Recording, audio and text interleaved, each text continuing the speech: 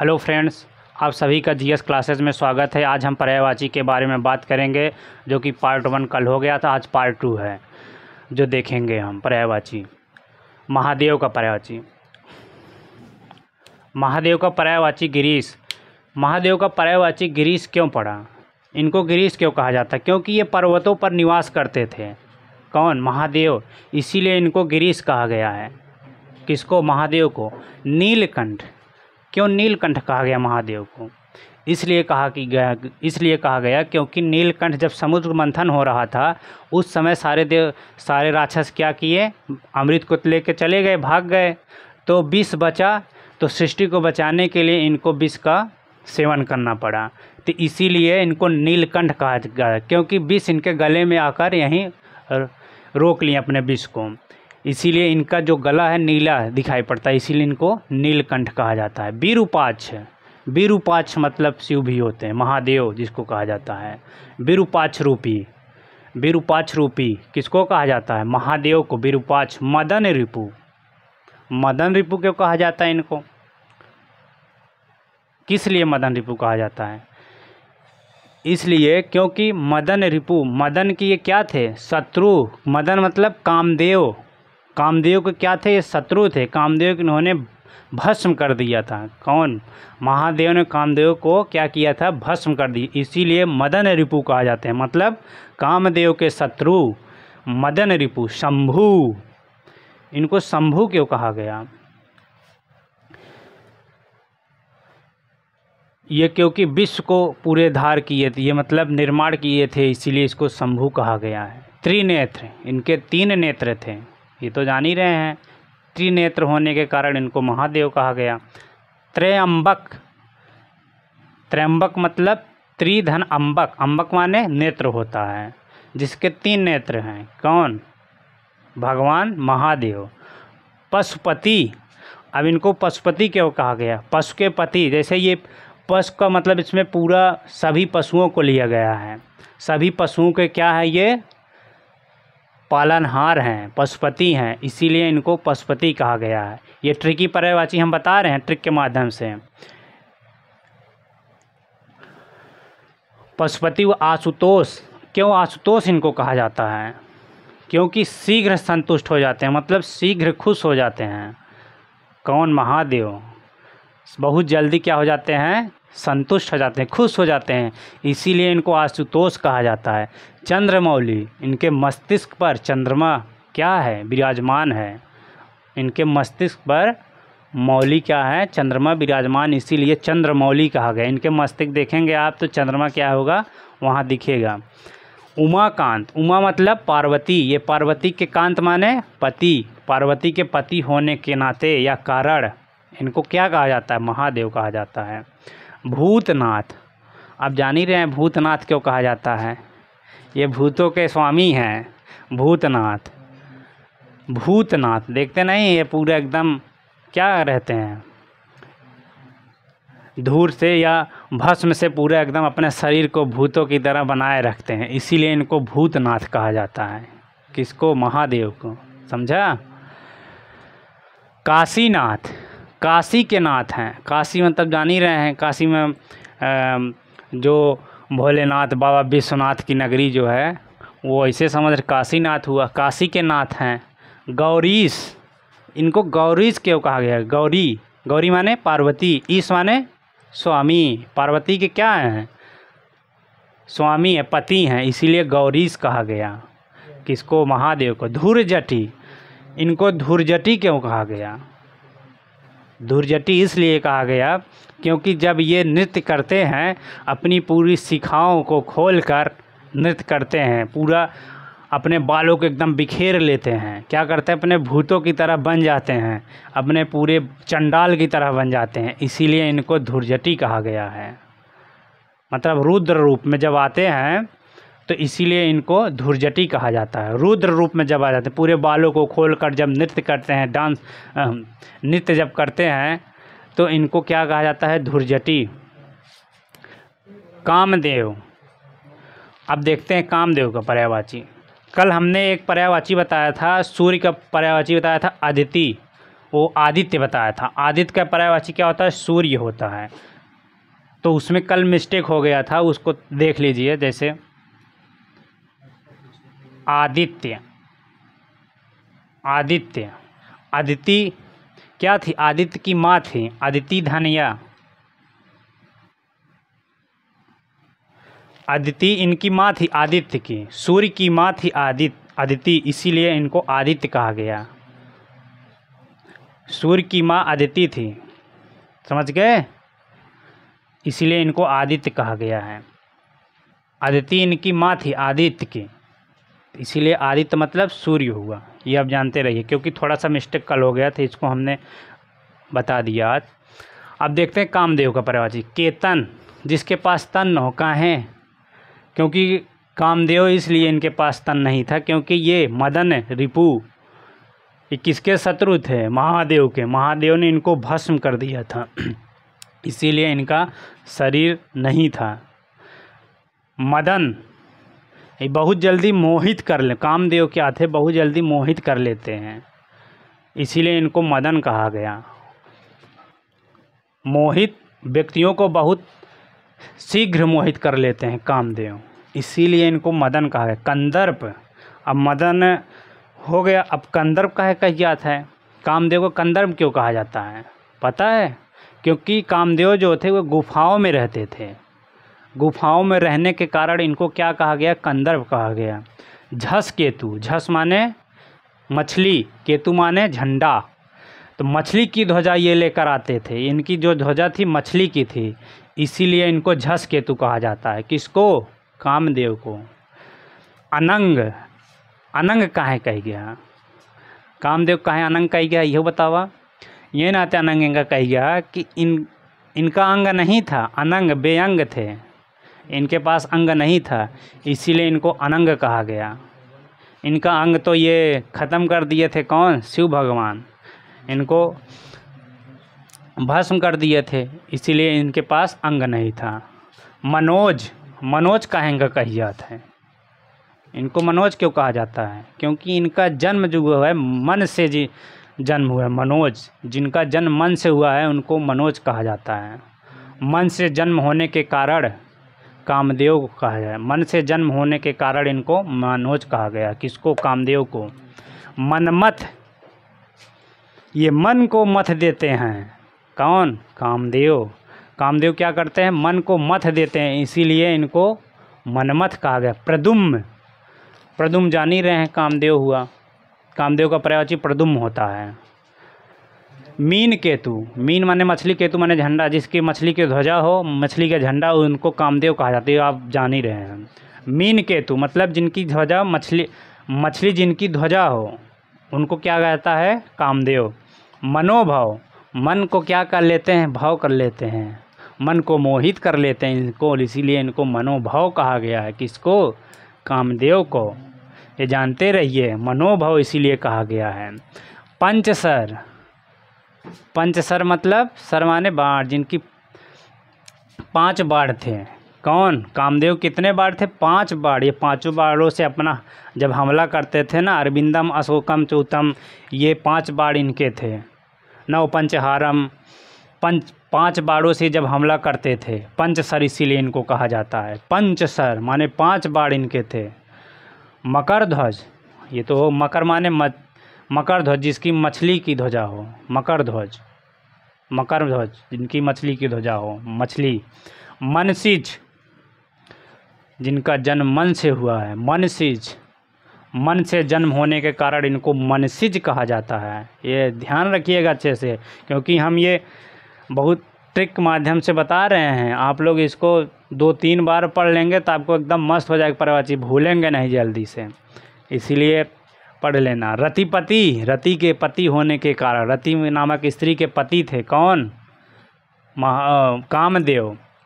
रति नामक स्त्री के पति होने के कारण इनको कामदेव का। रतिपति माँ की पर्यायवाची क्या है? कामदेव।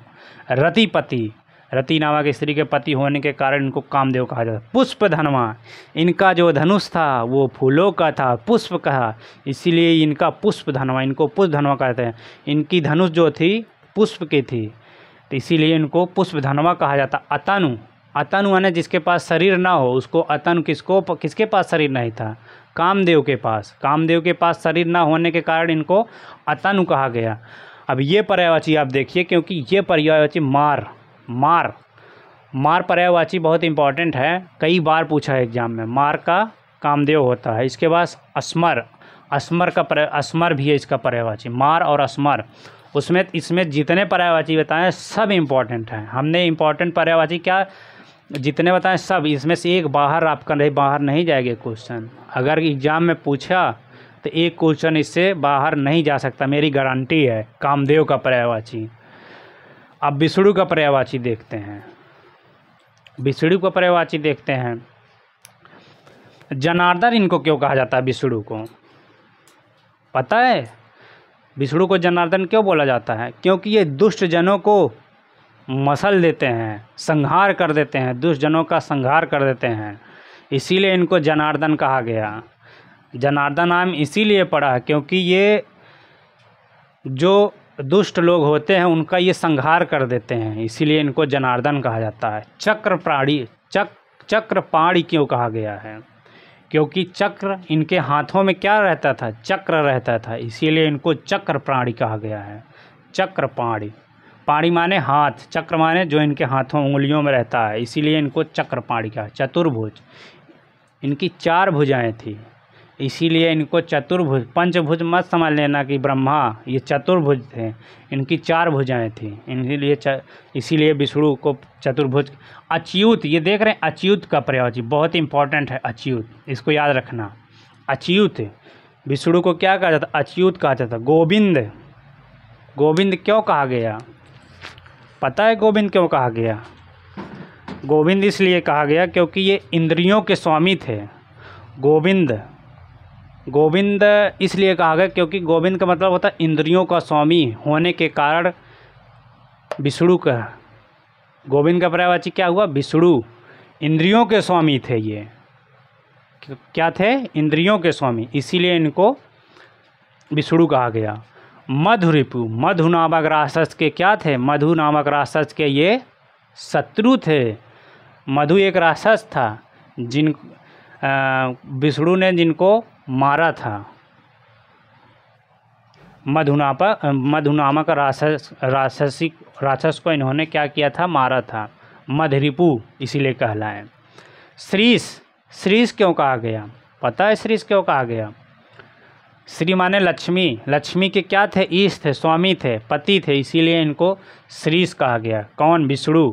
विष्णु को श्रीश कहा गया, लक्ष्मी के पति होने के कारण इनको श्रीश कहा गया। श्रीपति, श्री माने लक्ष्मीपति, लक्ष्मी के क्या थे? ये पति थे, इसीलिए इनको विष्णु को श्रीपति कहा गया। लक्ष्मीपति हो जान ही रहे हैं आप, लक्ष्मी के पति थे।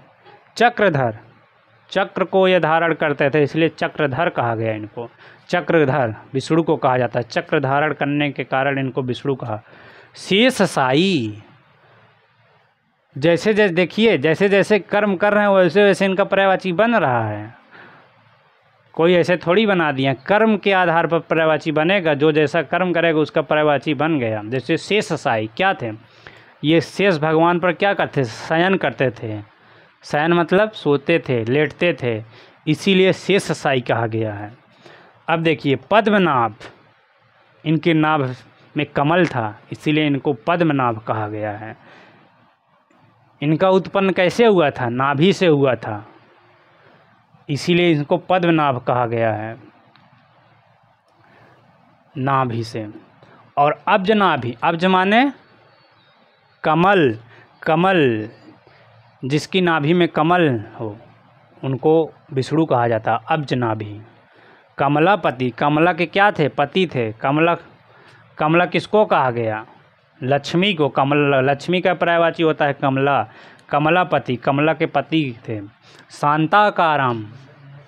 शांताकारम भुजगशयनम, शांताकार, ये बहुत शांत स्वरूप से रहते थे, बहुत शांति से रहते थे, इसीलिए इनको शांताकार कहा गया। भुजगशयनम, ये भुजाओं पर शयन करते थे। क्या करते थे? ये भुजाओं पर शयन करते थे, इसीलिए इनको भुजगशयनम कहा गया। विश्वधार, विश्वधार, ये विश्व के धार थे, मतलब विश्व को आधार देते थे। मुकुंद, मुकुंद याद रखिएगा, मुकुंद इनका पर्यायवाची है। मुकुंद विष्णु का पर्यायवाची है। मुकुंद, मुकुंद किसका पर्यायवाची? विष्णु का पर्यायवाची मुकुंद है। अब अगला देखते हैं, गणेश का पर्यायवाची देखते हैं। गणेश का पर्यायवाची विनायक हुआ। विनायक, गजानन, गजानन तो जान ही रहे हैं, गज जिसके आनन हो, मतलब जिसका मुख गज के समान हो, इसीलिए इनको गजानन गणेश कहा गया। लंबोदर, इनका उदर जो था लंबा होने के कारण लंबोदर कहा गया, मतलब ज़्यादा ये खाना खाते थे, इसीलिए इनको लंबोदर कहा गया है। गणपति, गणपति तो आप जाने रहे हैं, गणपति से गणेश से गण हुआ, पति तो गणपति हुए। गणपति का पर्यायवाची गणेश हुआ। एक दंत, इनके एक दांत था, एक दंत इसीलिए कहा जाता है। गिरजा के नंदन थे, गिरजानंदन। गिरजा मतलब समझ रहे हैं, पार्वती, पार्वती के नंदन थे, प्रिय थे, बहुत प्रिय पुत्र थे, इसीलिए गिरजानंदन कहा जाता है। विघ्ननाशक, ये विघ्न जहाँ आता था उसको नाश कर देते थे, इसीलिए इनको विघ्ननाशक कहा गया। विघ्न को हरने वाले कौन थे? गणेश भगवान। हमेशा विघ्न जहाँ आता तो वहाँ जाते थे, ख़त्म कर देते थे, यही के नाते इनका विघ्ननाशक कहा गया था। विघ्नेश मतलब विघ्न के स्वामी हैं, कौन? गणेश भगवान। विघ्न को समाप्त जहाँ जाते थे, विघ्न को एकदम तहस नहस करके आ जाते थे, इसलिए विघ्नेश कहा गया। इभानन, इभानन माने गणेश भगवान। इभ माने यहाँ दिखाई पड़ा, इभ मतलब हाथी होता है, इभ माने हाथी, जानते रहिए। और इभी, इभी मतलब हथनी होता है, इभी मतलब हथनी, ये जानते रहिए। इभ माने हाथी और इभी माने हथनी, तो यहाँ इभा, इभानन, समझ रहे हैं। इभ माने हाथी, आनन, आनन माने मुख, जिसका मुख हाथी के समान हो, इसीलिए इसको इनको इभानन कहा गया। किसको? गणेश भगवान को। वक्रतुंड महाकाय सूर्यकोटि सम, वक्रतुंड इसीलिए कहा जाता है, इनका जो टुंड था वक्र के समान था, समझ गए। जब हेरम्ब, हे इनकी अम्बा थी, हे इनकी माँ थी, इसीलिए इनको हेरम्ब कहा गया है। किसको? गणेश भगवान को। मोदक प्रिय, अब मोदक प्रिय काहे कही जाते हैं इनका, यहो समझ तो ला। मोदक प्रिय ये नाते कही जाता है कि लड्डू बहुत ज़्यादा खाते रहे, मोदक लड्डू, लड्डू इतना ज़्यादा खाएं कि यही के नाते इनका मोदक प्रिय कही गया है। बहुत ज़्यादा खाना खाते रहे ना, लड्डू मिठाई बहुत ज़्यादा खाएं, यही के नाते इनका मोदक प्रिय कही गया। आम्बिके, आम्बिके, अंबिका इनकी क्या थी? माँ थी, इसीलिए इनको आम्बिके कहा गया। अब धनुष का पर्यायवाची देखते हैं। धनुष का धनु होता है, धनुष का पर्यायवाची धनु होता है। आप देखिए, धनुष का पर्यायवाची धन हुआ। धनवा, धनु और धनवा, धनवा से धनुष होता है। फिर इसके बाद चाप, चाप का पर्यायवाची धनुष होता है। कारमुक का पर्यायवाची धनुष होता है। कमान, कमान मतलब समझ रहे हैं, धनुष जहाँ पर बाण रखा जाता है उसको कमान कहा जाता है। और कारमुक, कारमुक का पर्यायवाची क्या हुआ? धनुष। कोदंड, अब धनुष को कोदंड काहे कही जाता पता बा? राम भगवान के धनुष का नाम का रहा पता बा? कोदंड, बाँस से निर्मित थे। राम का धनुष जो था, राम भगवान का जो धनुष था वो बाँस से निर्मित होने के कारण कोदंड कहा, क्योंकि वो एक ऐसा धनुष था वो कोई साधारण व्यक्ति उसको धारण नहीं कर सकता था। कोदंड धनुष को सिर्फ राम भगवान ही उसको धारण कर सकते थे, इसीलिए वो कोदंड धनुष था। समझ रहे हैं बात को? कोदंड धनुष, उसको कोई धारण नहीं कर सकता था। सरासन, सरासन मतलब समझ रहे, जो सर माने बाण होता, आसन, बाण का आसन जहाँ हो। धनुष, धनुष पर ही बाण रखा जाता है। फिर घन कोदंड, घन कोदंड, कोदंड मतलब धनुष और घन कोदंड मतलब होता है भी धनुष होता है। और पिनाक, पता है पिनाक किसका धनुष था?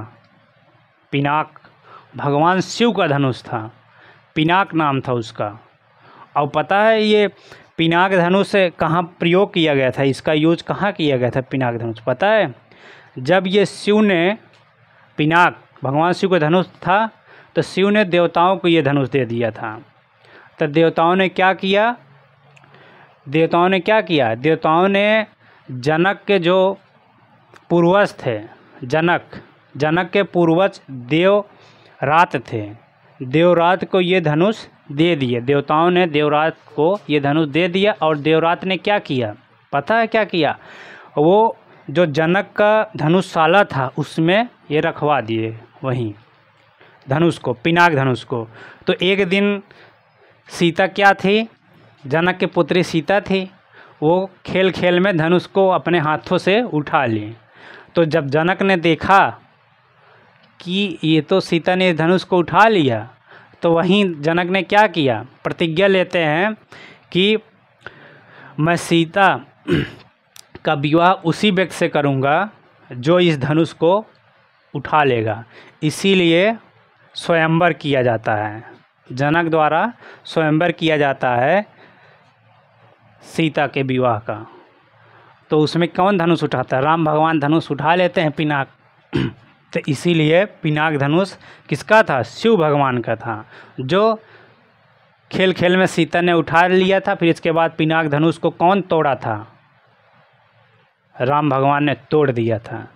समझ में आया कुछ?